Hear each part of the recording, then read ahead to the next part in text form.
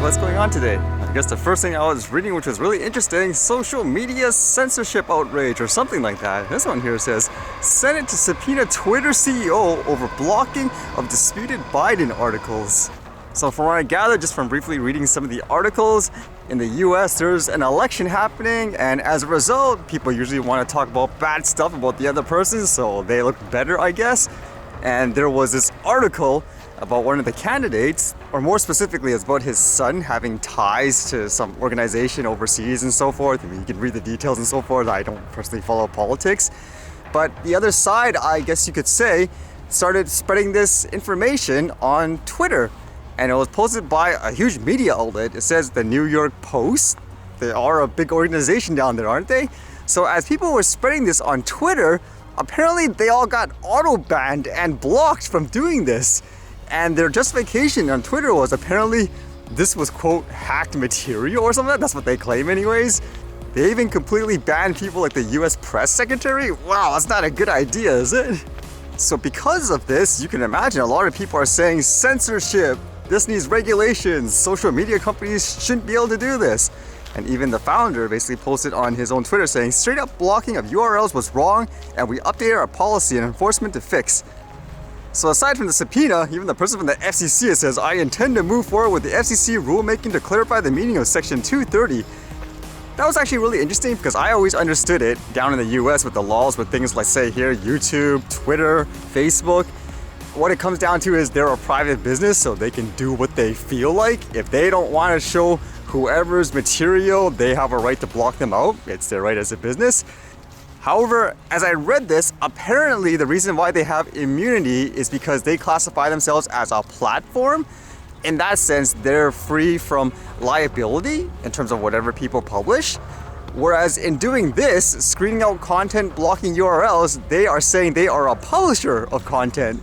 So they can't have the same types of benefits. So that's, I guess, is what the argument's going to be here. Are they like a publisher or a platform? Should they have the right to do stuff like this?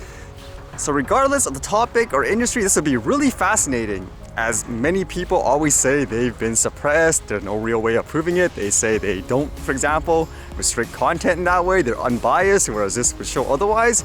It'll be interesting to see how that actually all turns out. And then some interesting hardware stuff I read today. Apparently DJI sent everyone this message here saying, capture magic at hand, October 20th, 2020. They did release a teaser video for it too. It's kind of funny because every time DJI says something, everyone's like, is it the Mavic 3? Like a drone, for example, but I highly doubt it. Just from looking at it, I would guess it's probably something like an Osmo Pocket 2 potentially, because it looks like they're going in and grabbing something from their bag, looking at events indoors. I don't think people are okay with you flying drones indoor with a huge event like that yet without being weird, huh? But if DJI isn't releasing drones, that gives the competition an opportunity to make themselves known and to establish themselves. So it's interesting seeing this one today. It's called the Aertos 130IR. This one says, American designed and made. The Aertos 130IR drone wraps the latest AI tech in a rugged frame ready for confined spaces. It's a tool made for the harshest places and toughest job. No other drone matches the 130IR's combination of stability, advanced software, spherical sensor suite, and mapping tracking capabilities, all designed and built in America. It's a tool, not a toy. It's interesting they say about the America too, just with all that stuff in the US where they want government agencies to use US-made drones. So they released a video of it, and just by looking at it, it does seem really heavy duty. That's the impression I got.